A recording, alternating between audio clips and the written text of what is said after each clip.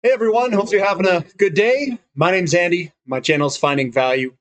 Today we're going to go into the comment section. I'll give you my financial opinion and answer some of these guys' questions or make comments against your guys' comments about some of the things that you're seeing and some of the things that I'm seeing in the market. So let's dive in here. We've got, seems like natural gas companies are not having the down days or as much as I would think they would with this actual pullback in natural gas itself. Seems like they're holding fairly strong. As you get in the markets and you start looking at these things, this is exactly what you want to look for. You want to see relative strength of the companies in relationship to the commodities that they sell. That is usually what that usually means is that people are buying. They're kind of getting their shares in natural gas and oil companies, even though natural gas itself is having a pretty bad down day. Now, I don't know if we're going to turn quickly in natural gas. You know, we still have some time before Freeport LNG comes back online. Freeport comes back online late November at 85% capacity. So there's still some time for that to happen. And, you know, I know a lot of people try to time all this to the T. And I just don't know that many people who do it successfully over and over. So my approach has been to get positions, ride those positions, and accumulate on pullbacks. It reduces and relieves the stress of that FOMO because you're in, you've got it. And if you get better opportunities to buy more, well, why not take that better opportunity?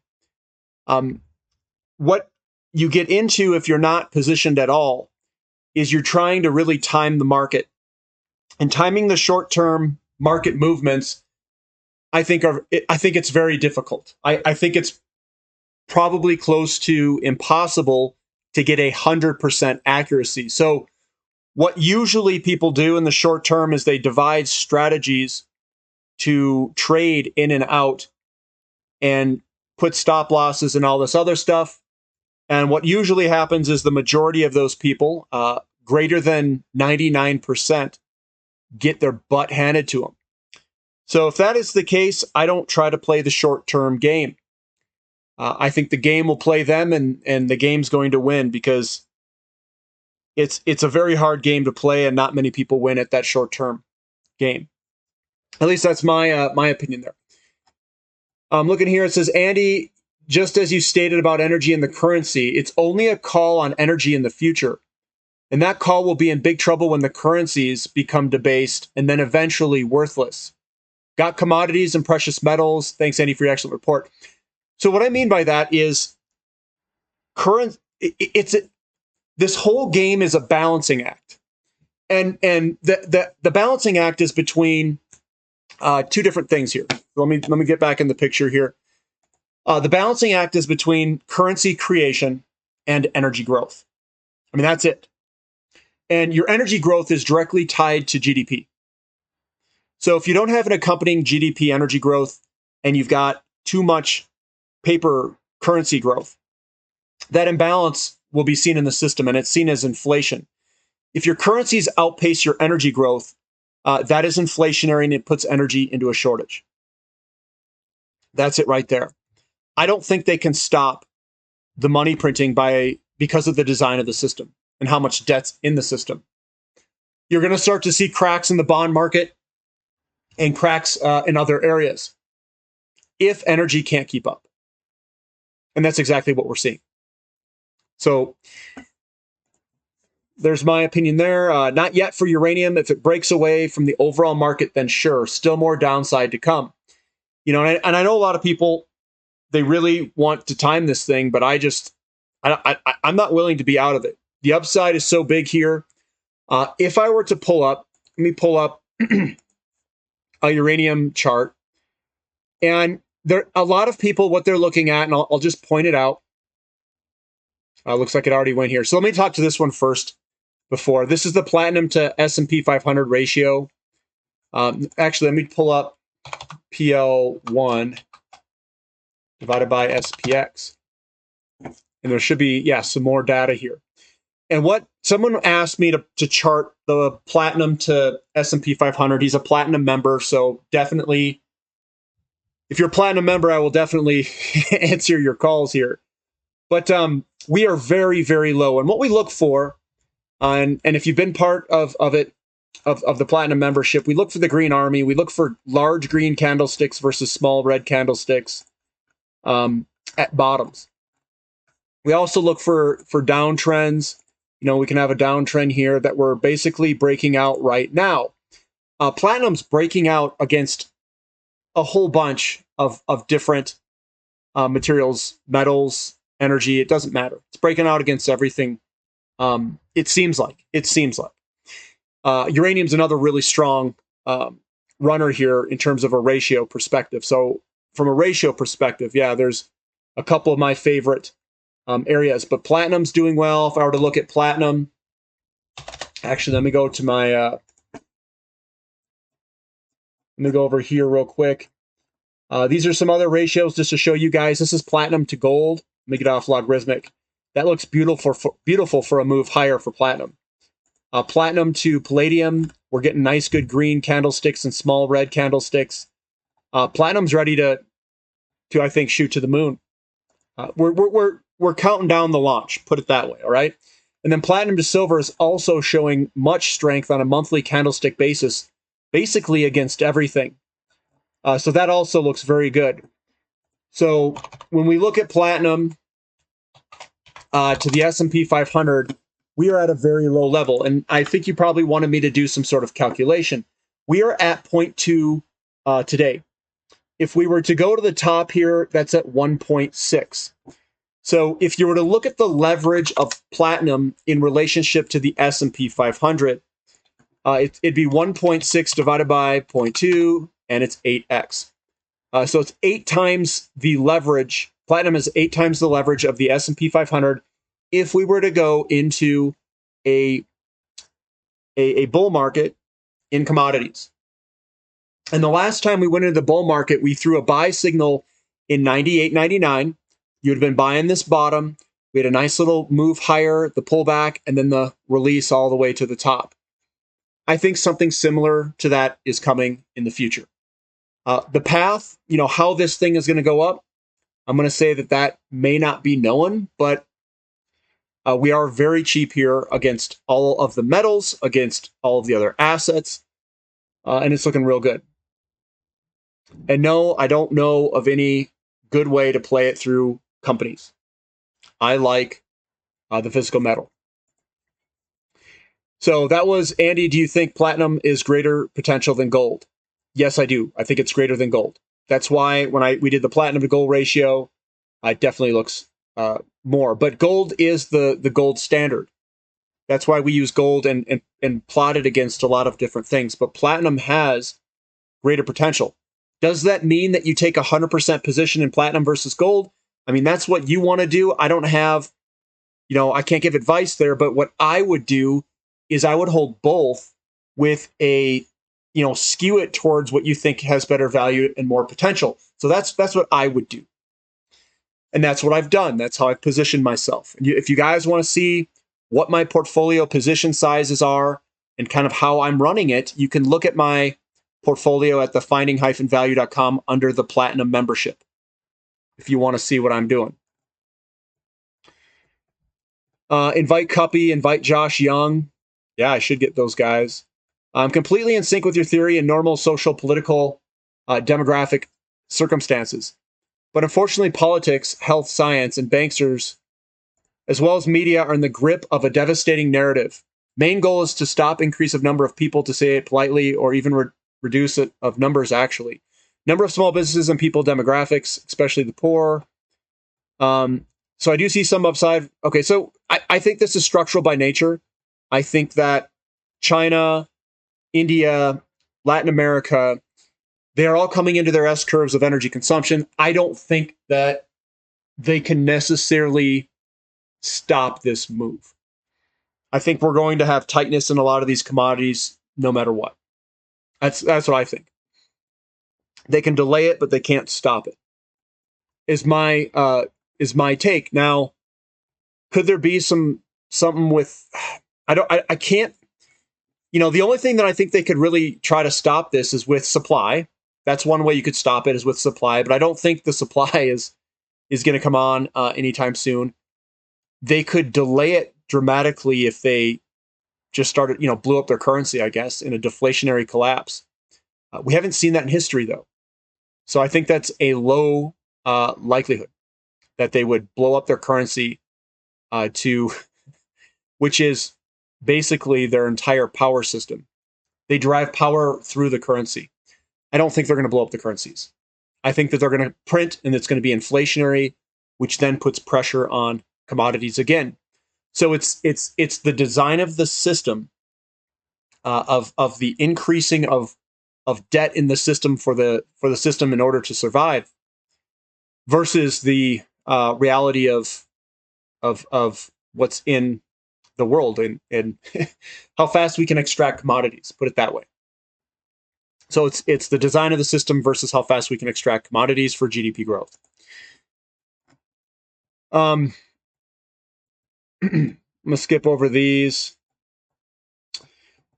First, let me say I am crypto, not blockchain skeptic. But when you talk about the price movement of gold in the future, you could insert BTC instead. BTC will suck money away from gold and equities once the momentum starts again, as it did before. There are many, many gamblers and speculators, possibly more than investors. I don't know if it's going to... So Bitcoin has certain attributes that I do not like. I do not own any Bitcoin. I don't own any cryptocurrencies. I'll just start with that. And what I don't like about Bitcoin is I think it uses copious amounts of energy. It is very slow. It can't do a lot of transactions at once. I don't know where this is really a perceived store of value with Bitcoin. And I understand that you could somewhat apply that to precious metals, but precious metals have basically lasted the test of time. It is not man-made. It is something that we found to work and fill in this gap that we had as human beings and trading with each other. Bitcoin is man-made, and everything man-made has gone to zero in terms of currencies. Gold, silver, platinum, and all these other ones do not. They also have secondary value in relationship to industry. BTC does not.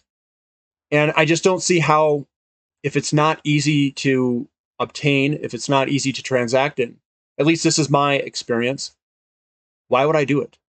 What value does it have? And I know everybody wants to say, oh, go read the white papers, go do this, it's blockchain. Guys, I don't care. Input, output. Does it cost me money for the output? When those mining companies stop mining the Bitcoin, and that I know this is a ways in the future, all those fees are going to put towards the transaction. This is a ways out. It's not going to work. If it has energy constraints and energy gets expensive, it probably will have greater fees.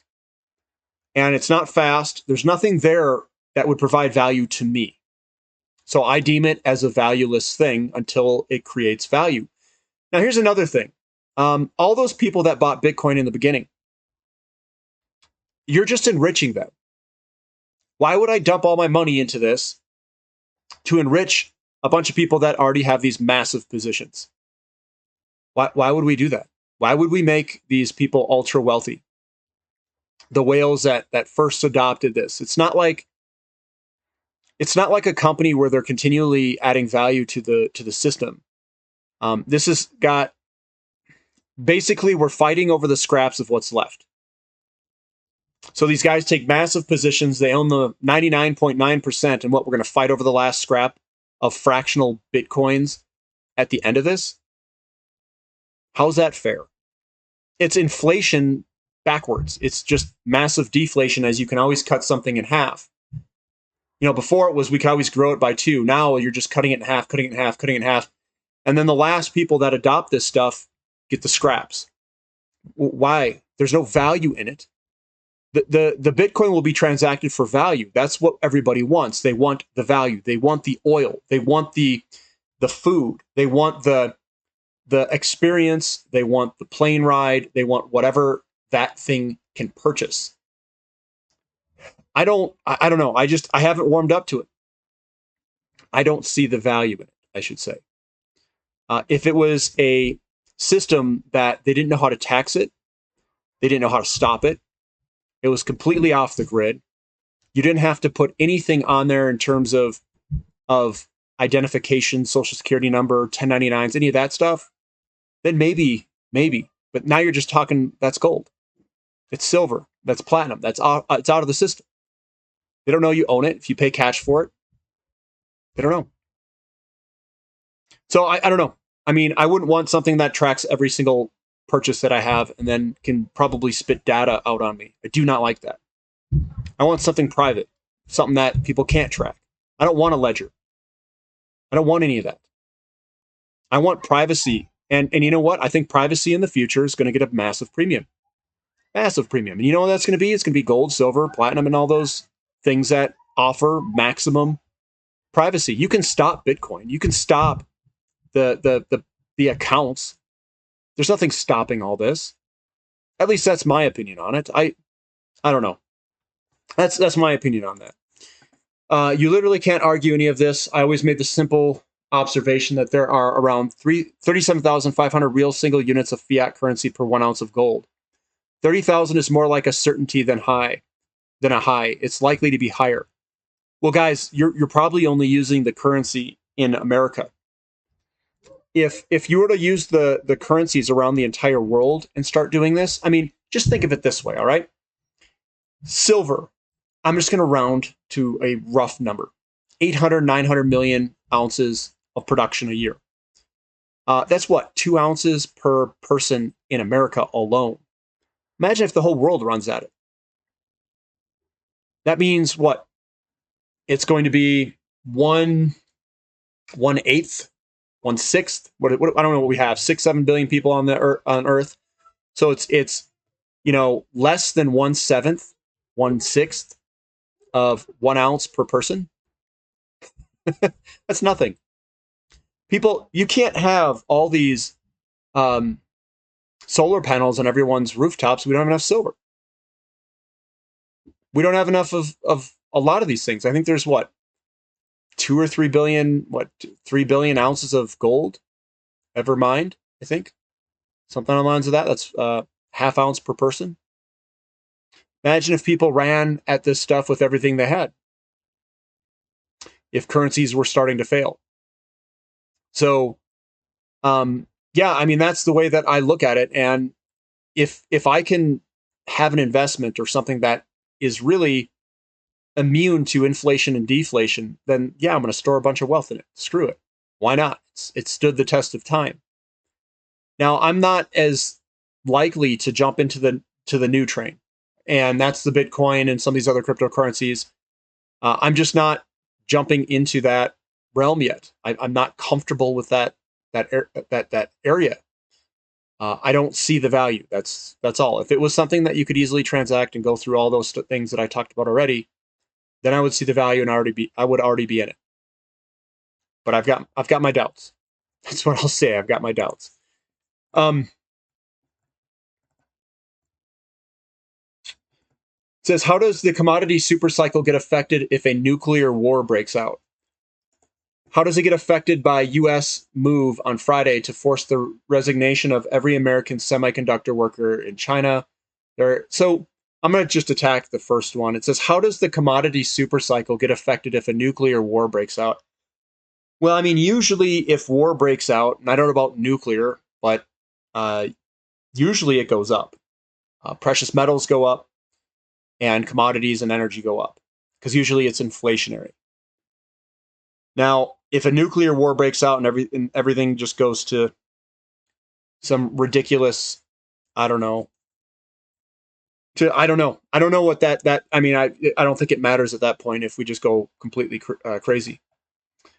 Okay, so a lot of people ask this, Andy, why is natural gas going down? And I'm bullish natural gas. And a lot of the times you can't explain short-term price movements, but My take on it is June, I think it was June 8th, is when Freeport had the explosion. And that's when we peaked in natural gas.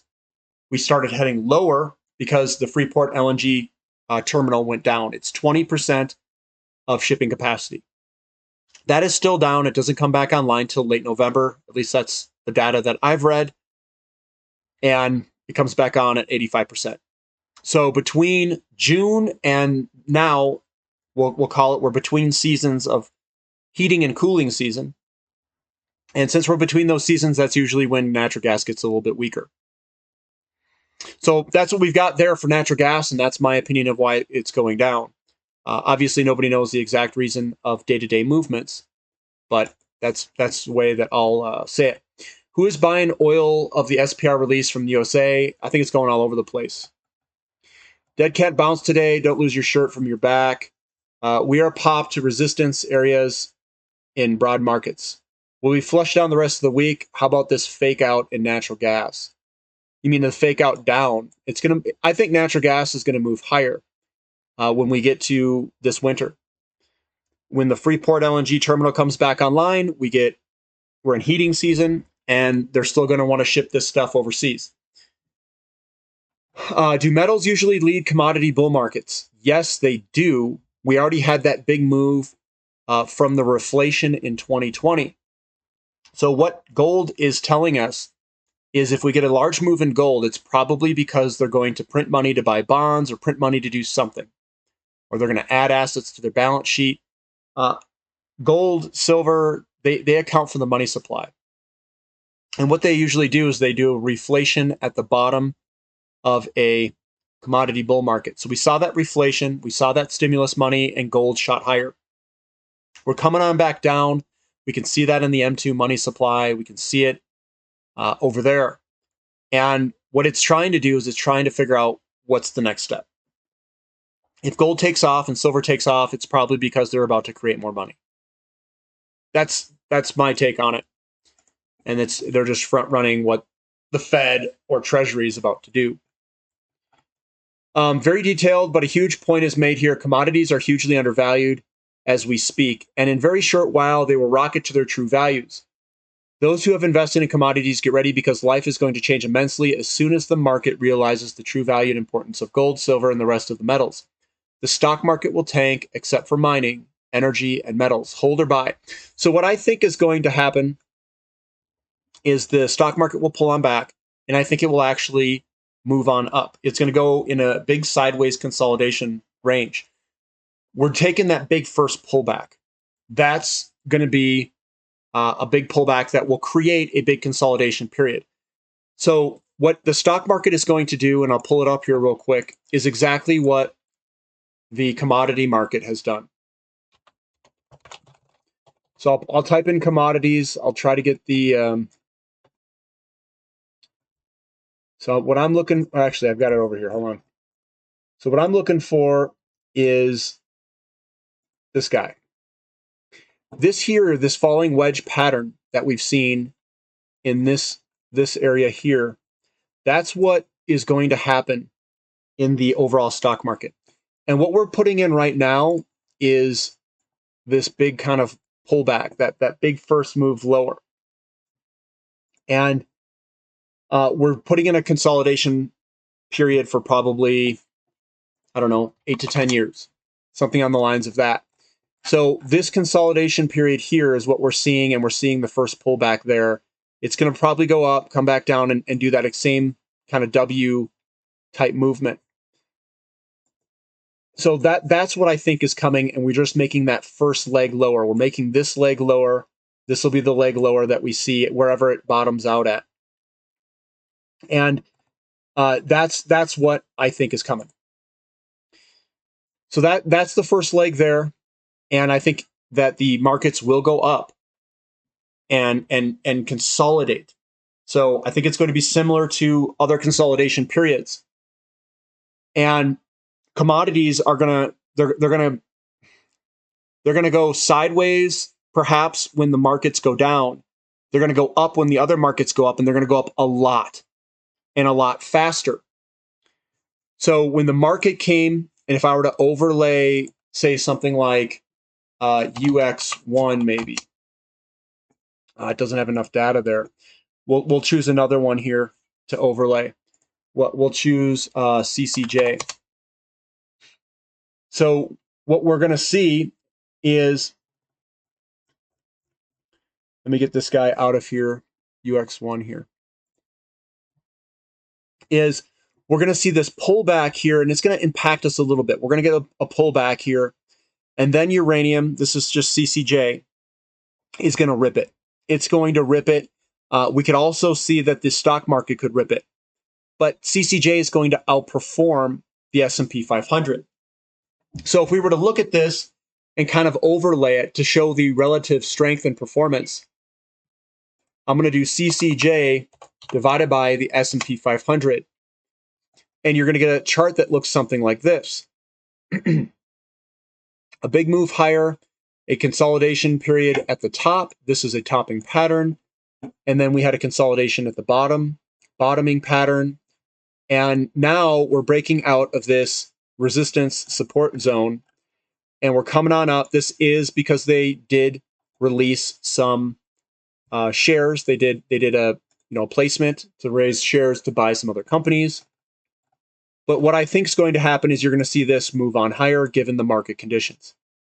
We could be something like right here at any point, the bottom of 2003 and 4.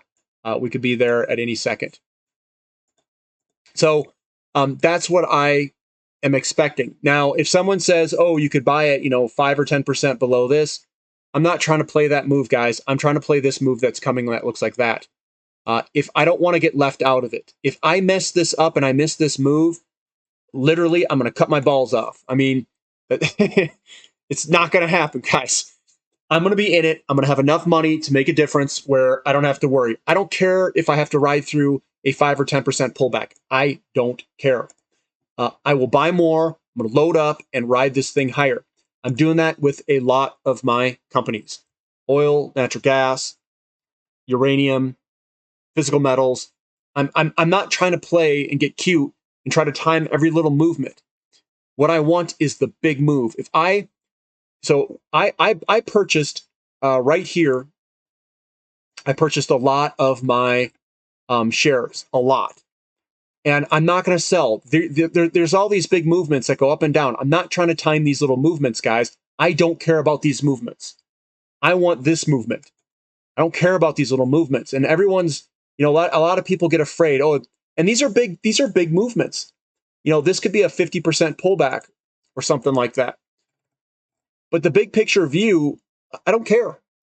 I'm riding it, guys. That's my strategy. And obviously you guys can disagree with it. It's fine. But I'm playing the big game here. And I've purchased, shares all along this way. That's a strategy I have. I don't,